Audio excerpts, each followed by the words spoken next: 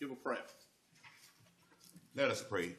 Gracious God, our Father, we gather this morning in your name and in your presence to fill this place with your spirit and your grace. We are assembled to discuss matters for the betterment and the foreseeable future of this county. Help us to engage in a meaningful discussion, growing closer as a group, and nurture the bonds of the community. You are the source of all knowledge and understanding. Therefore, we seek your direction in your decision-making process. Give us wisdom and clarity as we write the vision and making it plain for the next generation to follow thereof, working together in unity and in love. In the name of Jesus, we pray. Amen. Amen. At this time, we'll call the meeting to order. Please stand for the Pledge of Allegiance. Pledge allegiance to the flag of the United States of America and to the republic for which it stands, one nation, under God, indivisible, with liberty and justice for all. All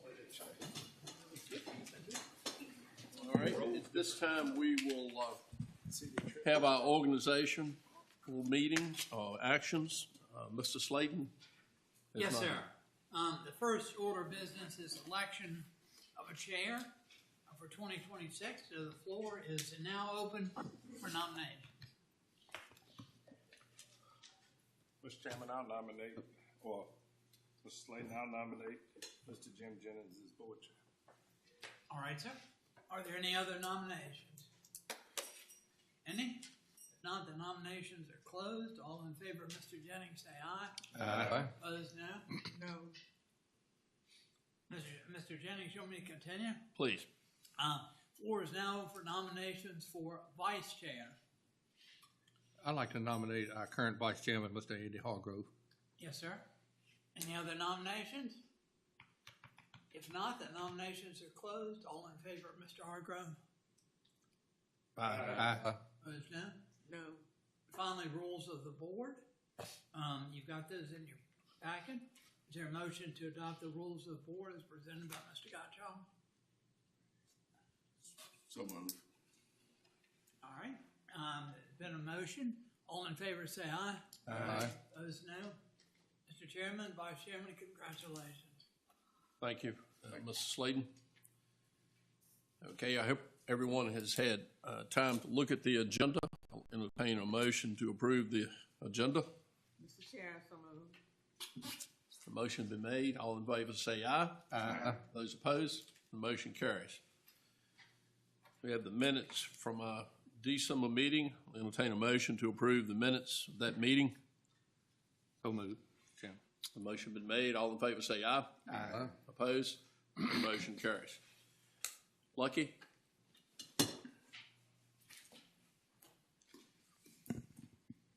Good morning. Good morning. Good morning. So we have one item on the agenda. We received an application by Celco Partnership, Verizon Wireless, for a special exception permit to allow a 199-foot communications tower on parcel record number 29573. This application may sound very familiar because you all approved it back in 2023. The SEP expired.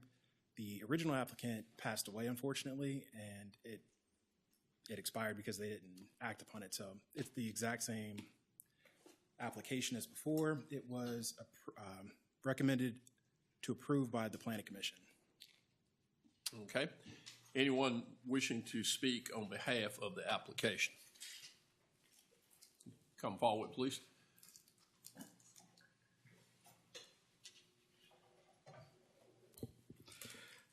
Good morning, Supervisors, and Happy New Year. My name is Anthony Bologna. My address is 301 Fayetteville Street, Raleigh, North Carolina, and I'm with the law firm of Williams Mullen, and we represent the applicant. So I've got a short PowerPoint for you. As Lucky mentioned, this same exact application was approved in 2023, went through the 2232, and then the special exception permit process. But just as a reminder, I've got some notes in this PowerPoint. Do you have a? Okay. Sure. So I'll keep this brief. Again, you've probably heard all this before, but this is the Crescent Lake Tower.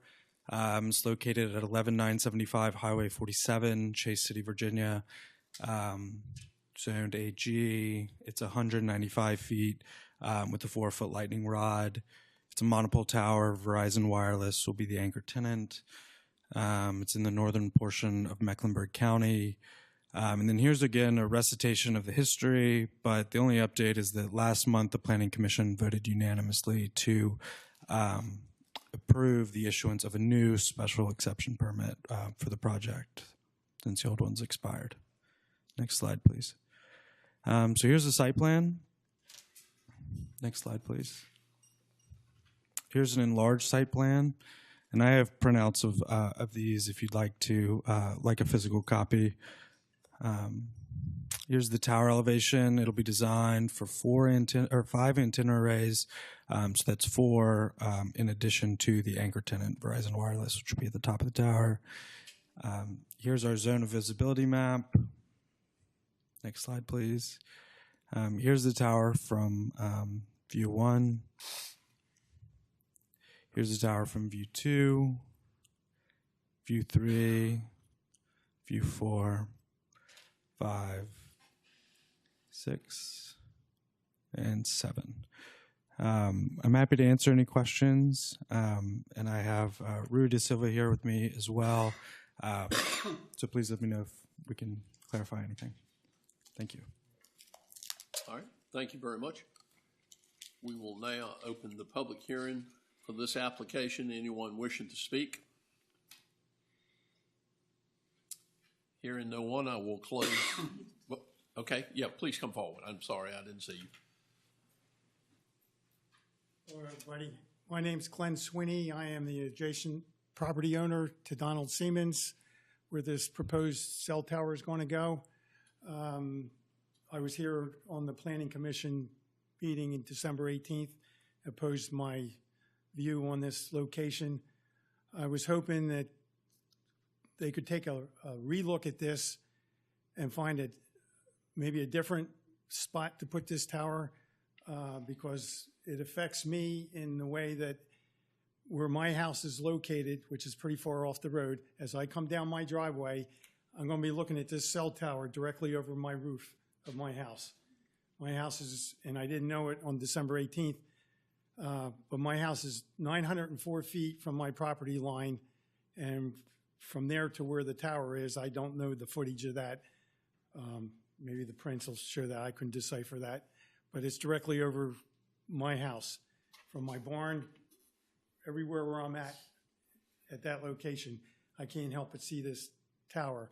I did put trees up years ago for a little bit of privacy at the end of the property.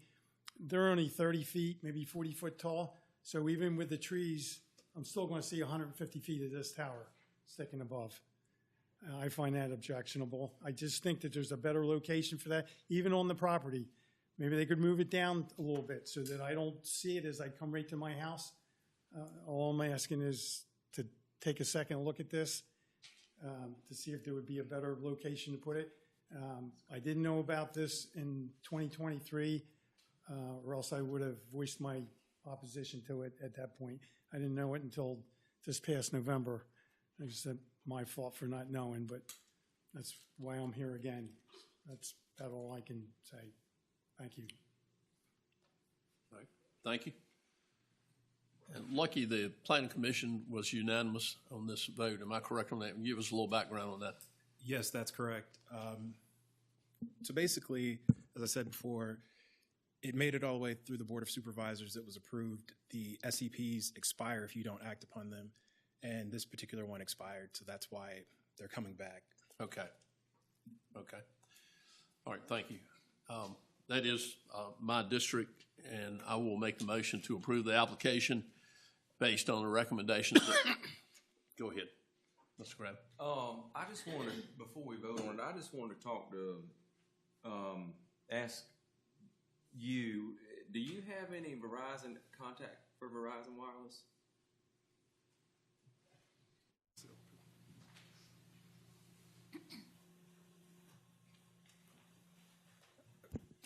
Can you repeat the question? Just I I was curious if anybody in this room had a contact information to get this board in contact with a representative from Verizon Wireless.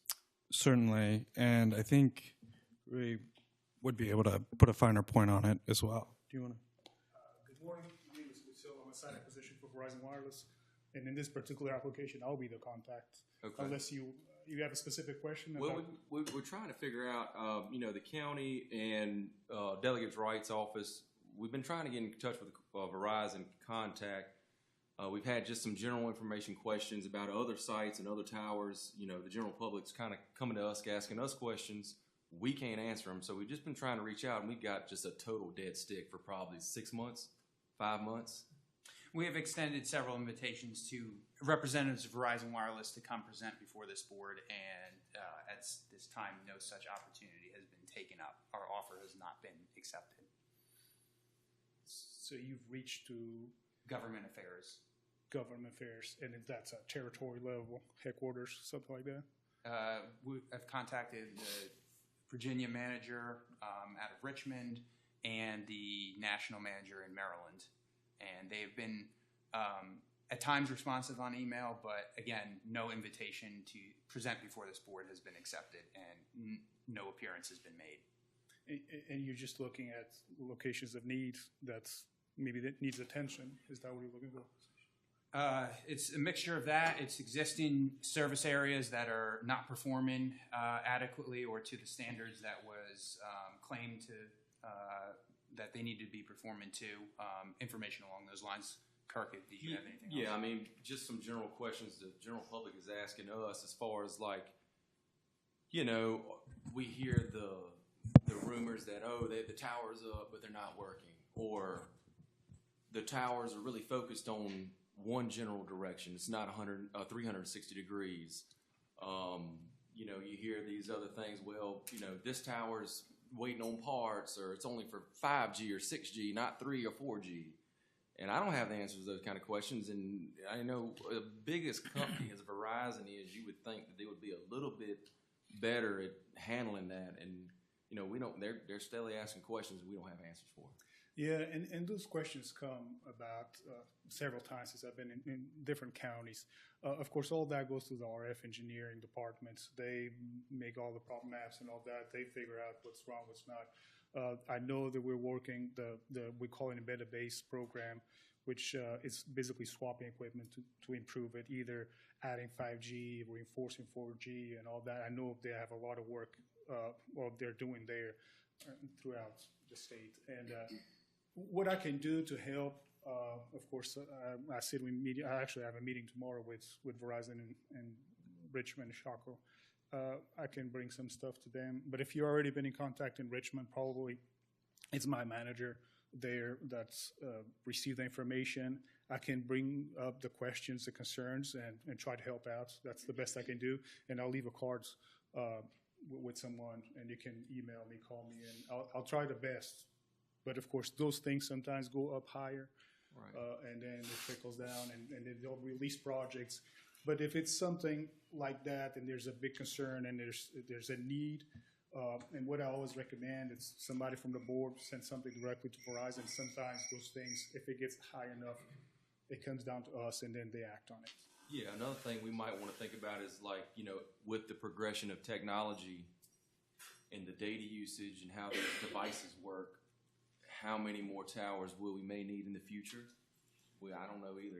That's kind of, just a general conversation we just would like to have. And it's a good question because, and of course, I've been doing this for a while. The way I understand it, of course, with the volume of the need for data these days, because it's not just a matter of just the population in a certain area, which that impacts a lot. Of course, the traffic throughout the freeways, major fare-throughs and all that all matters. It's the need for data because everybody now is either streaming music, everything. You jump on your car, you're using data for GPS, all that. So it's consuming a lot, and they're trying to improve this. Of course, 5G plays a big role on that, but a strong 4G also is my understanding from what I see. Of course, I'm not an RF engineer. They can explain this better. So they're working on improving all those services, but it takes time. And I'll just add one thing, because I know on our emergency services side, I'm pretty sure, am I right, Brent, we use Verizon? Yes, sir. And that's a concern for us. We have some dead zones, and we will definitely be reaching out to you. Absolutely, yeah, and I'll do what I can, and of course, Right. Yeah, it just tell them needs to get to the decision. we've been really, really patient, and we would just like to have somebody from Verizon come talk to us. And I know we're working, this county right now, I'm working on this side, I know we had, we're actually, I think Wesco is Mecklenburg County also. It's, I'm working on yeah, because it's a power tower, it's a Dominion tower that sits behind the office of the Mecklenburg Co-op. Isn't that? Chase City. Chase City, exactly. I'm working on one there, which I know that area, it's in need. And there was another site we're working on in 2023 that kind of stopped it. And of course, it's a lot of areas of need, especially in these rural counties, because I'm working from anywhere from Brunswick County, of course, Halifax, Mecklenburg, Greensville, all those guys. There's many areas of need, and of course, they need to spread out the money throughout the years. And of course, it needs to give us enough time to start going through zoning, through FCC, FAAs, and all that. And it takes normally a rule of thumb, it's like 18 months and all that. So it takes time, and of course, they need to spread the money out for all the sites that they need. But I'll be glad to help as much as I can. Yeah, thank you. Yep, no problem. Any other questions? You good? Any other questions? Thank you. Anybody else wishing to speak? I don't think I closed the public hearing, so I'm going to do that now. Like I said, this is my district. I want to make a motion to approve this application based on the recommendation of the Planning Commission. All in favor say aye. Aye. Opposed? And the motion carries. Thank you. Mr. Town, Yes, sir, thank you. I think we have a resolution to give someone. We do.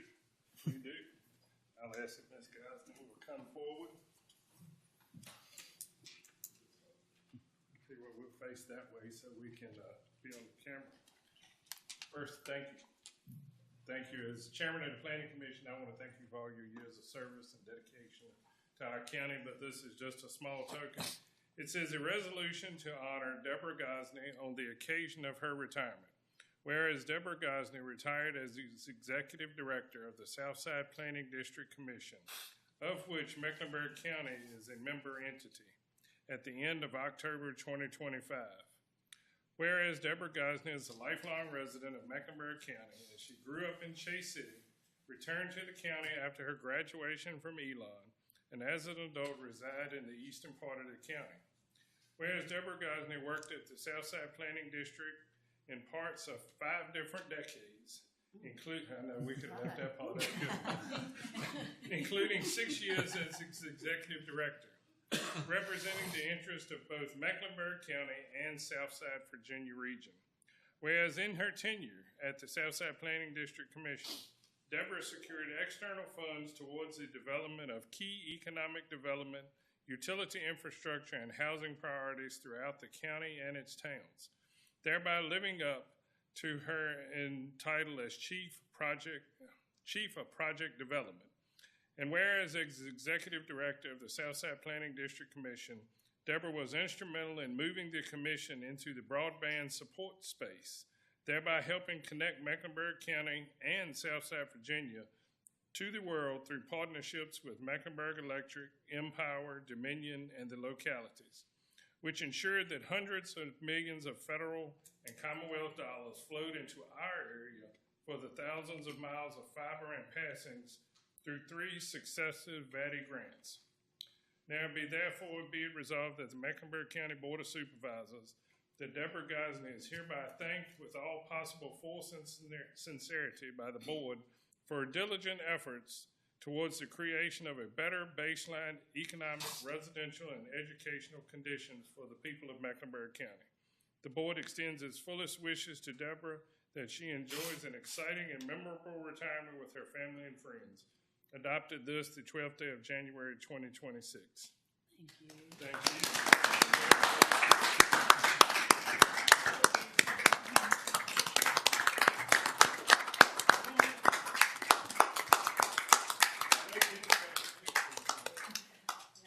Which way y'all gonna turn?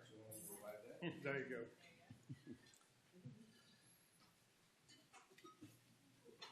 You want Bobby out one? You're not gonna get rid of him, so there's no need. I have just a few quick words.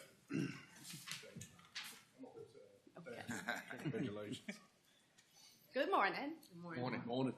Chair Jennings, members of the Board of Supervisors, thank you for this incredible honor.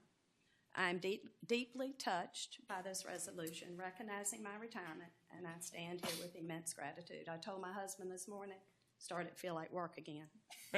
Feet on the floor at 6 a.m. It has been a privilege to serve Mecklenburg County and the region. I want to thank the Board of Supervisors for your leadership and my colleagues for their dedication.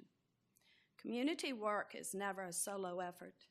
It is a team commitment, and I have been fortunate to work alongside some of the finest people I know. When I reflect on the years, I don't just see policies or projects. I see faces. The families we've helped, the communities we've strengthened, and the partnerships we've built. Whether it was improving infrastructure, broadband, building industrial parks, I think of Randolph Jones and Morris Wells, or working to preserve the character of our county, each step has been about making life better for our citizens. My hope is that the values we've upheld, integrity, collaboration, and service, will continue to guide this county forward. Thank you again, and keep up the good work. Thank you.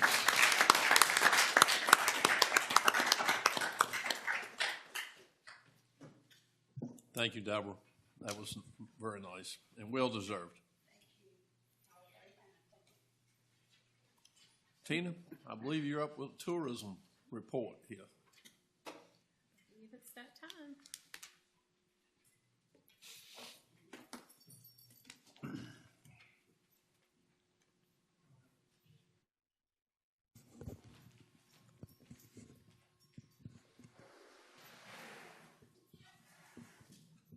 Good morning, everyone.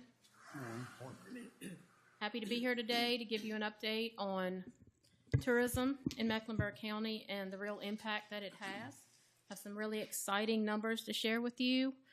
I'm going to give you a kind of a brief presentation, but it's going to be information packed. So, when I attended the VA One Tourism Conference back in November, the buzz was all about Southern Virginia. And it wasn't just because it was being held in Southern Virginia for the first time, but the big headline was Southern Virginia is the leading force in the state for tourism growth, leading the state in tourism growth. Our part of the state, which has often been overlooked, has now become the fastest growing region in the state. With an average growth of 15%, we are outpacing every other region. The tourism conference was held at the Caesars in Danville, which is definitely a major contributor to this growth, but it is not the whole story. When we take a look at the region's performance, we can see who the top contenders are. Danville stands out for obvious reasons now, but Mecklenburg holds a very impressive position as a strong contributor. In fact, according to VTC's research firm, Tourism Economics, direct visitor spending in Mecklenburg for 2024 increased by 13%. We grew from $115 million in direct visitor spending to nearly $130 million. I've said it the last 5 times I've presented to you folks that this is an all-time high for us, and I'm proud to say it, stand here before you today and say it again. This is an all-time high for us. This growth supported 879 local jobs and generated more than $7.3 million in state and local tax revenue. Now, direct visitor spending is broken down into 5 categories: retail, transportation, recreation, food and beverage, and lodging. When we take a look at Mecklenburg's share and compare it to the rest of the region, what stands out here is how strongly we contribute in the categories tied to overnight travel. We actually generated about 1/3 of the region's lodging spend, which came in at $48 million, and roughly 1/4 of transportation spending at $28 million. In both of these categories, we come in higher than any other locality in our region. Food and beverage spending is also a meaningful piece of that mix at $36 million. And for those curious, transportation, it includes both ground and air transportation, but also fuel. There's a couple things I'd like to flesh out for you here. First, our recreation spend might look smaller than you'd expect. Even though it was $10 million, it's about 10 times lower than Danville's. And that happens for two reasons. First, a casino is considered recreation, and it requires visitors to spend money to participate. For a lake-based region like ours, much of the recreation experience is either free or it's offered at a very low cost. So, as people come here, save money on recreation, that spending activity shows up more in lodging, dining, and transportation, which are all areas that support overnight stays and just happen to be the areas that's driving our growth. Another thing that stands out here is our lodging spend. You'll notice it's higher than Danville. And when you think of Danville's hotel inventory, that doesn't make sense, right? Well, hotels are not the only product supplying our lodging inventory. I want you to take a look at this map. All those red and blue dots, they represent short-term rental listings on Airbnb and Vrbo. 158 properties we have here in our county. And that number is up by 25 properties from the prior year. So when you look at how many listings we have across the county, it becomes very clear why lodging is such a strong part of our visitor economy. That inventory gives us the capacity to support very high overnight demand. And it aligns with the kind of visitors we attract, folks that want to come to the lake, recreate, and spend a few nights. In 2024, these properties collectively grossed $6.6 million in revenue. That's an average of $42,000 a property. And transient occupancy taxes collected by the county were $331,000. Another clear indicator of overnight demand is campground usage. In 2024, we saw strong growth across our parks. Total campground visitors increased by 17%, growing from about 172,000 to just over 200,000. North Bend continues to be a major driver, but we also saw gains at Rudd's and Buffalo, which shows that the demand is spread across the system. In addition to overnight visitors, we also see a very high day use activity across our core managed recreation areas. In 2024, these locations recorded more than 350,000 vehicle visits. They have traffic counters in place. That's about a 10% increase year over year. That includes heavy uses at places like Tailrace Park, Longwood, North Bend, and Ivy Hill, along with consistent traffic across multiple access points around the lake. This level of activity reinforces our role as a high-volume outdoor recreation destination. We serve both overnight visitors and many day users. These numbers are actually pretty conservative because in some months in these parks here, some of the traffic counters weren't even working. So you can picture this number much higher. You might be interested to know that trail counters are on our Tobacco Heritage Trail sections here in the county, and they logged over 13,000 users in that year.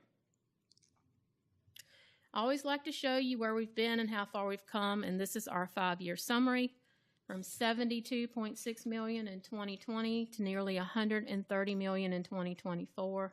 Our 5-year history reflects a whopping 79% increase in direct visitor spending. The data we get from VTC tells a compelling story. It tells us how our visitors spend their money while they're here, but thanks to arrivalist data, we can peel back even more layers and learn where they're coming from, when they're coming, and where they go and how long they're staying. The VTC data reported was from their most recent year, which was 2024. So the data I'm getting ready to show you is going to line up with that spending data. According to Arrivalist, In 2024, visitors logged just over 500,000 trips to Mecklenburg. That reflects a 25% increase from the prior year. Just to remind you, Arrivalist tracks mobile location, and it only counts visitors who travel at least 50 miles from their home and spend at least 2 hours here. People on repetitive daily trips are excluded from the count and counted as commuters. Through this data, we can see how visitors move through the county once they arrive. When we isolate specific areas around the county, we can see that South Hill has the greatest number of trips and remains our shopping, dining, and lodging hub. And Chase City, I can see from the data, continues to support most of the day trips. Trips to the lake areas around Clarksville and Boynton coincide with where most of our outdoor recreation is centered, and trips to Bracy in particular line right up with that cluster of short-term rentals that I just showed you on the previous map. Arrivalist shows us that our top trips are coming out of Raleigh-Durham and Richmond-Petersburg, which have been our primary markets that we focused advertising on. So this tells us that our marketing is working. But what's also exciting is that we're beginning to see some unsolicited activity, some organic activity, if you will, from outliers like DC, Atlanta, New York, Philadelphia. We can also identify from Arrivalist data that our peak season is March through September, but visitation still remains strong throughout November. We can see that our most popular month is July, and our most popular day of the week is Friday. We know that about 30% of trips are day trips, and the remaining 70% are overnight stays. The average length of stay is 1.6 nights. Now, this solidifies our position as an overnight destination, which is the goal of any tourism destination. My marketing strategy this year will center around growth and retention, and having all this visitor data really helps direct my messaging. This is an example of a recent print ad, an article in Blue Ridge Outdoors. Of course, I'll continue to focus on targeting our most popular drive markets, but I'll also be tapping into those markets that we saw as outliers. We're getting some organic attention, and I want to grow that. So areas like DC, Charlotte, Atlanta, and New York are going to be learning about Mecklenburg. The goal here is to keep our current visitors coming back, but we also want to reach towards attracting new visitors. In addition to digital advertising, online, these are some of the print magazines that we advertise in on a regular basis, and they all also have digital presence. And once we get the creative ready, I'll be broadcasting ads on connected TV and running them in those outlier markets as well as our regular markets. And with that, I'll let you get on with the rest of your agenda. Please be sure to check out our Facebook page. Every week I do a roundup, and everybody around the county, all of our businesses around the county, as long as they post a Facebook event, I include it in that roundup, and I make a weekly post to let everybody know what's happening this week. The posts contain a list of the upcoming events just for a 7-day window, and it's always a very long post. We get a lot of good engagement from that. So if you're not following our Facebook page, please do. And I thank you for having me. And does anybody have any questions? Thank you. Anybody have any questions? Thank you. Tina, like it looks like a big demand for campsites and stuff, like Occoneechee, Rush Creek, North Bend and stuff. Do the Corps, are they expanding those campsites? Are they building more, or are they maxed out? Not at this time. I've not heard any talk of expanding those campsites. They're actually really strapped with staff. So I don't think expanding is in their wheelhouse right now because they're barely managing with the staff that they have. It would be an advantage to us if they... Sure, absolutely. Well, right now we have 500 campsites available in the county through these parks. Now, Occoneechee is managed by the Virginia State Parks and not by the Corps, and so they have greater access to resources right now and have done some renovations or upgrades in the park. So those are on two different Plains. So they are still investing. The state's still investing, and Okanichi's still investing. But as Tina said, the Corps is retreating right now. That's a reflective of the federal budgeting priorities at the moment, and potentially be looking for other alternatives too for management purposes. They've been hit very significantly by hiring, attrition, and freezes. So they had a lot of people who took the buyout when it was offered this past year, and when those vacancies are then created, there's a strong lift to overcome in order to actually hire them. And so that's one of the areas in which the federal government has prioritized saving money, is by holding the vacancies open and not allowing them to be refilled. Thank you. Anyone else? Thank you a lot, Tina. Thank you. Very good. Mr. Brankley will be giving us the property committee report. I'll pass it to Jenny. You deferred. I deferred to Jenny. Oh, you did defer to Jenny? Yeah. Okay. Well, Jenny will be giving us the property committee report. The property committee met on Wednesday, January the 7th, 2025 at 10 a.m. Members present: Sterling Wilkinson, Chair; Claudia Lundy, David Brinkley, Andy Hargrove, Dennis Spence virtually. Also present: Jim Jennings, Kurt Gravitt, Brenda Blackwell, Tom Tanner, Russell Slayton, Wayne Carter, Angie Kellett, Alex Gottschalk, Judy Sheffield, and Jenny Whittemore. Chairman Wilkinson called the meeting to order. The first business was disposition of utility sites owned by the county. Alex Gottschalk provided background on several small county-owned parcels originally dedicated through the zoning and subdivision ordinances as neighborhood waste collection green dumpster sites. Over the past 35 years, the county has accumulated 18 such parcels located within or adjacent to residential neighborhoods. These sites no longer serve as an active purpose, as the county is moving away from green dumpster locations. Mr. Gottschalk explained that the parcels could potentially be returned to productive use, such as residential development or acquisition by a homeowners association for those neighborhoods. Open space playgrounds, which may provide a greater value to county residents than the county continuing ownership. He noted that 2 parcels located off of Paschal Road behind the I-85 Visitor Center currently include active green dumpsters. Staff recommends retaining those parcels at this time, with the potential to combine them, sell them together in the future once they're no longer needed. Mr. Gottschalk concluded by noting that the remaining parcels vary in size and buildable area, and turned the discussion over to Russell for possible actions. Russell expanded on the discussion, noting that the county has identified 18 sites total, with staff recommending retention of the 2 parcels, leaving approximately 16 sites under consideration for disposal. He explained that several of the parcels have little to no market value and are not buildable, while a small number may be buildable and have some value. Even smaller parcels, however, may be of interest to adjoining property owners. Mr. Slayton stated that the board must first decide whether it's in the county's best interest to retain the parcels or offer them for sale. He discussed possible methods of disposal, including a public auction, which would provide fair and equal access to all interested parties. He also suggested as consideration that the proceeds from any sale could be donated to a charitable organization within the county as a public relations measure, potentially reducing requests or concerns related to disposition. Mr. Slayton noted that his past experience with auctioneer Bill Baker and outlined several decision points for the board, including whether to dispose of the parcels, methods of sale, and the use of any proceeds generated.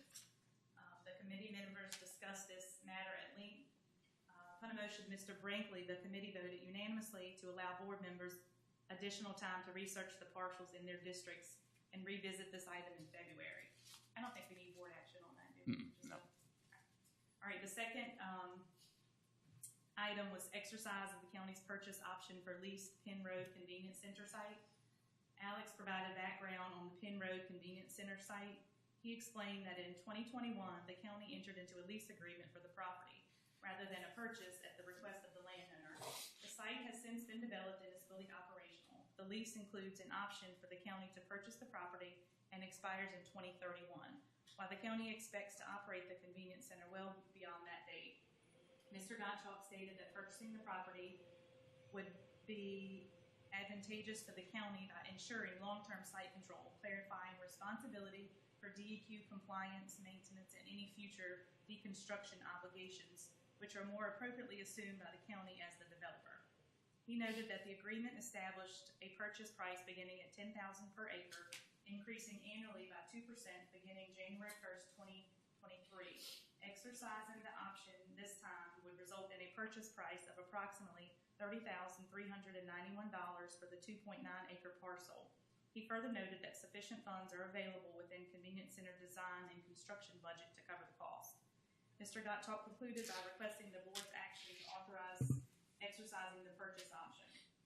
Upon a motion of Mr. Hargrove, the committee voted unanimously to recommend that the Board of Supervisors approve the purchase and sale agreement between the county and Gordon Brother Farms, LLC, dated January 6, 2026, to acquire the land upon which the Penn Road Convenience Center sits. The county administrator and county attorney are hereby authorized to sign any documents necessary towards the effectuation of purchase and sale agreement, including recordation of lands acquired pursuant to that agreement, funds necessary to carry out this acquisition pursuant to the provisions of the paragraphs 3 and 9 of the purchase and sale agreement made available from funds previously appropriated to the capital fund in the fiscal year 2025-2026 budget. So we'll need a motion on that. Yeah, Mr. Chairman, I'd like to make a motion that we purchase this 2.9 acres of land for $30,391. Everyone's heard the motion. Any discussion? All in favor of the motion say aye. Aye. Opposed? The motion carries.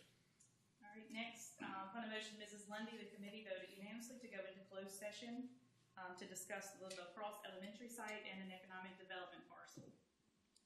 Upon a motion of Mr. Brinkley, the committee voted unanimously to go back into open session.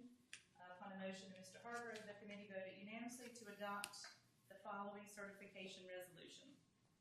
And that's all. Okay. Thank you, ma'am. Anyone have any questions on the property committee meeting? Okay. Mr. Spence, Landfill Committee? All right. The Landfill Committee met on Monday, January 12th, 2026 at 8:30 a.m. in the Board of Supervisors meeting room. Members present: Dennis Spence, Claudia Lundy, David Brinkley, Kirk Rabbit. Also present: Jim Jennings, Annie Hargrove, Tom Tanner, Alex Gottschalk, County Administrator, Judy Sheffield, Assistant County Administrator, Jenny Whitmore, Clerk, and Wayne Carter, Special Projects Manager. Mr. Spence called the meeting to order. Mr. Gottschalk reviewed the 3 bids received for the Whiteman Road Convenience Center. The lowest bid was received from J. Barker Construction for a cost of $1,522,587.70. Upon a motion of Mr. Brinkley, the committee voted unanimously to recommend awarding the bid of the Whiteman Road Convenience Center to J. Barker Construction at the cost of $1,522,587.70. Mr. Carter provided the committee with a brief update on the Brazy Convenience Center, stating the goal is to open this spring. There being no further business, the meeting was adjourned. I'd like to put that in the form of motion. Okay. Mr. Spence, you made a motion that we accept this bid on this convenience center. All in favor of the motion say aye. Aye. Opposed? And the motion carries. Thank you, Dennis. You're welcome. Mr. Rogers, I believe you're up next. Good morning and Happy New Year. This morning, Mr. Chair and members of the board, I'd like to speak to the December report that you have in your packet. During the month of December, we received 33 work orders or citizen concerns in the county. And when this report was completed, we finished 24 of them, and they're still working on those. Most of them have been completed. In the month of December, we finished up trash pickup through Mecklenburg County on primary routes and high-volume secondaries. We picked up over 1,500 bags of trash, and trash pickup has become one of the biggest maintenance concerns we have, as you can see. Crews currently have been patching potholes throughout the county. We're machining unpaved roads and putting rock down where needed, and they're performing shoulder maintenance and continuing the ditching effort throughout the county. Mother Nature delivered us a good blow of winter snow, so our guys had a good workout, And I will say our team, state forces and contractors, both performed well, in my opinion. Hopefully that is the last bout we will see this winter. We have no planned closures, and the residency issued 12 permits for the month of December. UPC 124673, which was the safety improvements, that project was complete throughout the county. Looking ahead in our construction season, Whitehurst Paving has been issued a contract for 2026 surface treatment. We're working on that. And Slurry Pavers, as far as our contract throughout the county, that is getting ready to be initiated as well, with a completion date slated for October 26. Currently, we also have a UPC 110-836, which is sign and marking enhancements throughout the 58 corridor throughout the county. That is ongoing, and I think that is all I have to report, unless I'll take any comments, questions, or concerns. Okay. Anyone have anything? One thing I forgot to ask you earlier, or tell you, going through 58 eastbound, when you take a right on the Penn Road to go to the convenience center, that turning lane is really small. When you're exiting 58, can y'all just take a look and see if it's, with the site being there now, it's probably gonna have a lot more usage. Oh, So, yeah. and it's 60 miles an hour, but it's not really uncommon for people to drive 65, 70 on 58. Oh, yeah. So it's like blinkers, lock the brakes up, jerk it over, and then you're turning on the Penn Road. So just look at that. We can do that. We definitely will look into that. Thank you so much. I just want to tell you thank you. I know in La Crosse, y'all are finishing up the work down there on 58.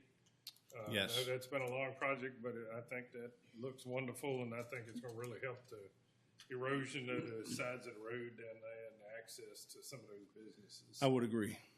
It looks I'll really pass good. that along. And I came through Hayes Mill Road, and it's where they did the work last year, and that looks good. Thank you. Also on Ivy Hill, like going to Ivy Hill, a recreational, on that long bridge, in the curve, there's not a pothole, but it's a dip because those heavy trucks come across there and the pavement has sank in. And I'm afraid one day when they're pulling those boats, somebody's going to lose control. So if you could take a look at there where the tower is to let the water from one side of the bridge to the other. Okay. Right in that area, you can take a look at that and maybe fill it in. Yeah, we'll take a look at that as well. Yeah, thank you. Anyone else? I want to echo what Mr. Tanner said about La Crosse there. I had on my notes. Good job down there. I guess now we're waiting to see how much water we get to see how it actually functions. Yeah, and we need some water right now. Yeah, we do. But I'm expecting good results. It looks really good. Good, I'll pass it along. Thank you, people, for doing what they've done. Also, as I travel, I see the tree trimming on 85. It looks like they're making good progress with that. Much needed there, I will say. Yeah. Additional question to that is, I noticed they're working on the center. Is there any thoughts about doing anything on the right shoulder? In the discussions I've been part of, the plan is to finish the center, left lane, both directions. They will do something. They're hoping the funding is there to then go to the right lane in both directions in the same location. Yeah, I mentioned that because I know the signage and whatnot is always, usually on your right. And I know look like they're trying to keep some of the area cut in front of that signage. But some places you'll see where there's some overhang and stuff. Oh, yeah. Especially come springtime, some areas not going to be able to see the signage. Right. Yeah. And as I get more information on that, I'll be sure to pass along. Thank you, sir. Appreciate y'all. All right. Thank y'all. Anyone else? All right. Thank you. Brad? Public comment? Jenny, we got anybody? We have Cody. I don't want to miss up. Cody Gender. Morning, Board. Good morning. I'd like to remind everybody we have a limit of 3 minutes on a Thank you, sir. public comment. Thank you. My name's Cody Gender, and I live at 39 Juniper Drive in the Holiday Shores subdivision. Come here today to really discuss the condition of the Holiday Shores Road that leads into that subdivision. Over the past 50 years, that road's been maintained by the community, and really it's come to a point that it is just becoming harder and harder for us to maintain that just because of the drainage issues we see on that road and just the lack of funds. So, if you look at that area, it was deeded to Holiday Shores in 1968. Persecuted the developing Holly Shore subdivision. Mecklenburg Board of Supervisors deemed perpetual use for the public in 1969. The road itself is 1 mile long by about 50 feet wide that we're looking at having issues with. Has been in existence, like I said, for over 50 years, and is currently the only access for about 80 homeowners in that area. The road also provides 24/7 access to the boat ramp. There is a boat ramp down there that the Army Corps engineer does own. And we've seen upwards of 3,600 people, boaters, hunters coming into that area. So if on our way here this morning, we stopped by the ramp and there was already 5 people there as far as using that boat ramp. The cost of the burden right now on the road is we take donations to help subsidize the rock that we put on that road to help maintain it. Local residents use their tractors and supplies and things like that to be able to spread that rock and fill in the potholes to be able to maintain that road. Right now, it's costing us about $12K a year out of pocket with donations and stuff to maintain that road. We have about $9,000 in our fund. So really, this is a cry for help just for, the board to, with Mr. Rogers as well, just to look at what we can do to help either add that to the secondary road system so that, we can still use the money that we do collect to help maintain the secondary roads in that system, because the secondary roads in that system are, as far as maintenance, it's out of pocket. I'm paying to maintain the road to my house. So, in closing, like I said, we just want to start the ball rolling and have some conversations and see what we can do, because we're going to run out of money to maintain this road. That's everything I got. Okay. I appreciate it. Thank you. Okay, thank you. Anyone else? Jenny? That's it? Okay. Alex, I believe you were up next. Okay, thank you, Mr. Chair. We have a light county administrator's report for you this month. I can't promise the same in the months to come, but for this one, take advantage of it while you can. The first item we have is a resolution for a Tobacco Commission grant that we are intending to pursue. So historically, the Tobacco Commission had allocations of funds reserved to the individual counties in its area, and then had another pot that was general application. Mecklenburg County's had its allocation available to it for some time. We really haven't used it, and we've been awaiting a project of significance in order to associate those funds with. We now have that. The wastewater line that we are partnering with the town of South Hill to install to our both the Theater Road Economic Development Site as well as the Parkview High School housing redevelopment project.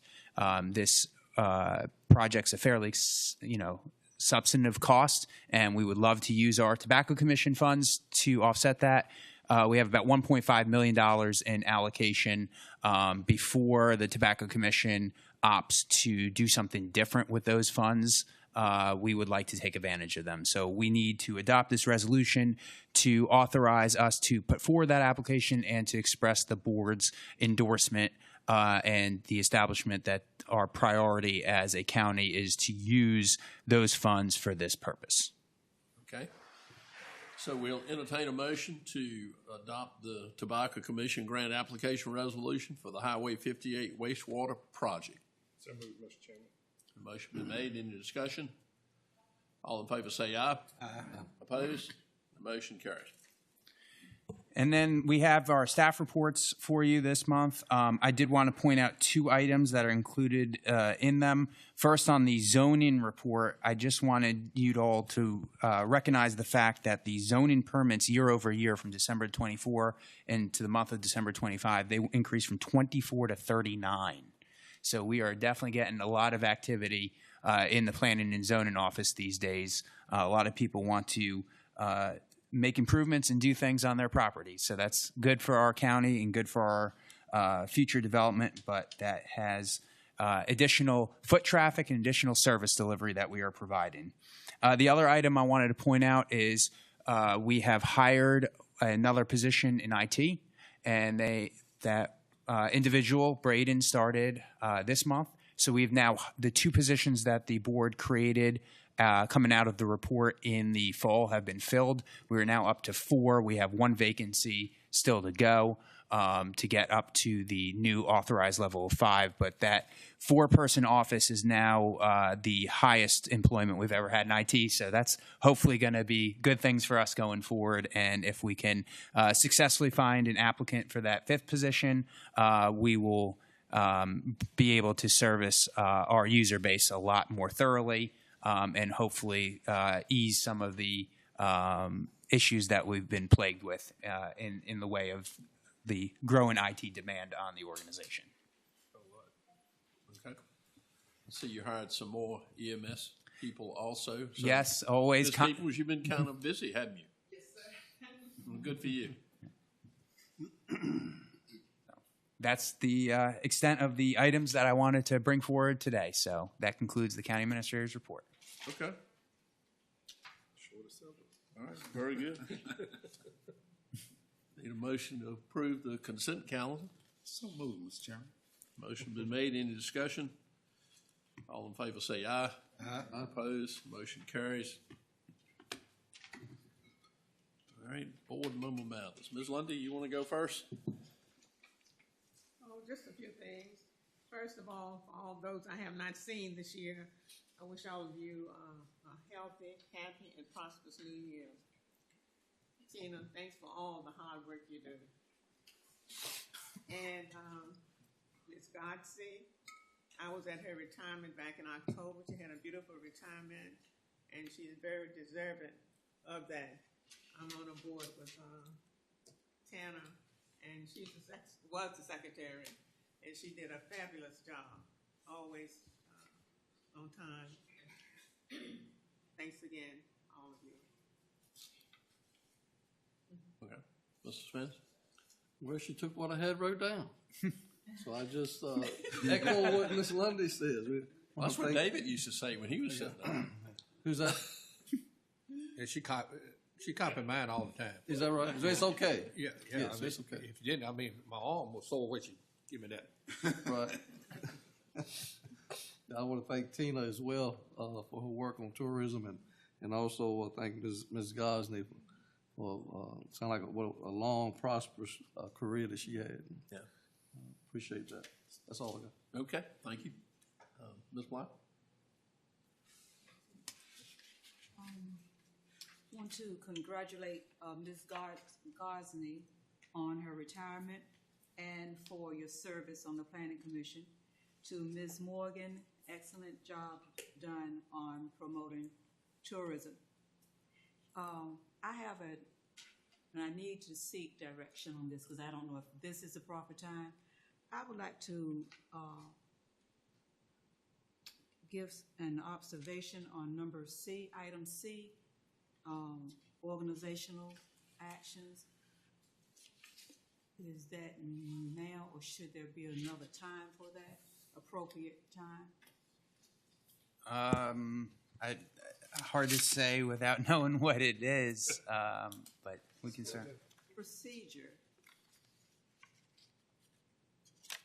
Well, if I say it, then I'm going to go into what? Okay. We can talk about it later, I guess. Okay. Yeah. I would rather, Okay. Is that all you have? That's it. Okay. Let's grab it. Thank you, Mr. Chair. I think it was really great to hear all the tourism update, and it seems to me that they provided us with the data. I think everybody saw it, and I think it's very, very important that this county moving forward, that we, are having our meetings like we should with the department heads. We're making sure that they're fully funded, fully staffed, ready to meet demand, because it looks like we're going to have a bigger demand going forward. Another thing is, I just wanted to say, Alex, do you want to elaborate a little bit on the Holiday Shores, the road as far as that goes? We do a little. Well, I can share this piece of information. So there's 3 different types of roads in Virginia. There's roads that are on the Virginia road network. So those are your primary and your officially designated secondary roads that are accepted. Then there's a category of roads that is reserved for the public use but is not maintained by public authorities. Throughout history, Virginia has required when you go to record the plat for any subdivision road, you can either reserve the road or you can not reserve the road. If you reserve the road, then it becomes a private road. If you don't reserve it, then it becomes dedicated for public use. But the maintenance and responsibility and onus still remains on that particular neighborhood. And there's quite a few of those circumstances all throughout Mecklenburg County and all throughout Virginia. And so the third category is that private road. The distinction between the second and the third categories is reflective of what rights people have to travel on them. Ones that have been dedicated to public use means that anybody can go through them. They act as if they're a public conveyance, and they're available to us for our emergency services and law enforcement to travel them. And that's kind of why Virginia created that middle ground. The truly private roads are restricted to the actual owner-operator, and they can inhibit anybody from going on there. And if you do go on there, you can face criminal trespass charges.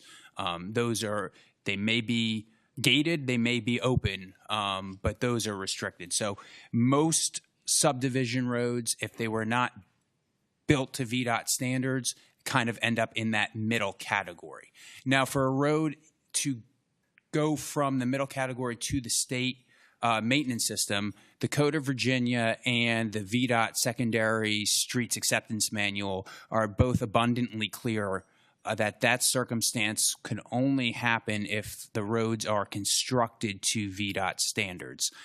Based on the testimony that was provided earlier, the road is not going to come close to meeting those standards, and it's going to have to be paved in order for us to adopt an action that would allow for VDOT to accept it into the secondary network.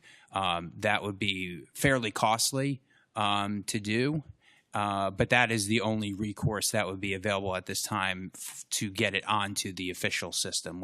VDOT would have to approve the plans for construction, which would amount to paving it with asphalt, and they would have to inspect it to ensure that those conditions meet their standards. And then once their blessing and sign off would be timely and pertinent for this body to take up an action. And that's true for not only this road, but any of those roads that were in that middle category of reserved for the public use, but privately maintained and owned and operated. So there would have to be considerable investment for it to reach the status of being maintained by the Commonwealth of Virginia. So it's a public road? It's a public access road, but it is a privately maintained road. It is not maintained by Virginia. It's not maintained by any public body. The maintenance responsibilities would fall to the individual homeowners and or an HOA and some kind of maintenance agreement. Often that's what's happened, and a lot of them is there's some kind of maintenance agreement that is signed by all the property owners, or at least a substantial number of them, at the beginning of the development's history, obligates them to, like he said, pay into a fund for the road maintenance. Now, of course, road costs have gone up quite a bit, since, say, 1968, 9, the time frame that was specified here earlier. But that's the standard practice, and I'm sure, Russell, you've probably had to do this for a bunch of people in your real estate practice over the years. Absolutely. Alex has accurately described it. It sounds harsh, but the truth is there's a tremendous expense involved. The cost of getting the roads built to VDOT typically falls on a developer who wants to sell the subdivision with attractive roads serving the lot. So it's typically the developer that bears that cost. Not say bears it, I can assure you it's passed along in the lot cost. that's what keeps the public money out of it. If that isn't done, as Alex correctly said, it then falls on the property owners, and as Alex also correctly said, the only question is whether the road is open to the public or can be closed because it's a private road. So it's a difficult issue for people that live on a road like that, but the law is designed to protect, frankly, the county from having to bear what would be an, I don't know how to describe it, unimaginable cost to take all the sub-VDOT standard roads in the county and upgrade them to VDOT specifications. When you throw that, like the gentleman was saying about the public boat ramp into that equation, I feel like if I had to pay to pave a road that goes to my home, and it's somewhat of a private road, and then here comes the Corps and says, well, we're going to put this boat ramp back here, and they're going to use your road. I feel like that's would kind of be a little slap in my face, don't you feel like? And that's kind of is that kind of a little? Well, the boat ramp people, if that's not fair, and I get your point, it's not fair, they should bear that cost. I mean, it's not appropriate for them to put the boat ramp in and say, okay, we've done this, accommodate the public, so now can you get your checkbook out? That's a difficulty. That cost has got to land somewhere. Well, I guess the best thing to do is we'll just kind of see if we can talk about it and just see if we can, if it's anything we can do, just discuss it. I mean, just because that right there, I feel like it'd be really cut and dry if you didn't throw the boat ramp in. It'd be just cut and dry. But we'll, like I said, I think we will just have a little bit of discussion to see if it's any viable avenue to take where everybody can be somewhat happy. But I wonder how viable would it be just to listen to them, to just under conditions, weather conditions, elements, that it can be dragged. There's sounding like they're putting gravel down and private owners have to use their tractors to drive it. How expensive it is that maybe without any changes of the parameters that is already set, that under conditions, when we have wet conditions, when there's snow, that maybe the county can just out in there and just drag their road because they have access to the boat ramp and just going back out. Yeah. Because if you keep it dragged and keep those ruts out of it, and maintain it that way, it'll last longer. So we're doing it anyway on the control road that we're doing. We are not doing anything. We have no public works department, and we do not have the equipment to do that, and we do not provide that service. Mm-hmm. So what can we do with it?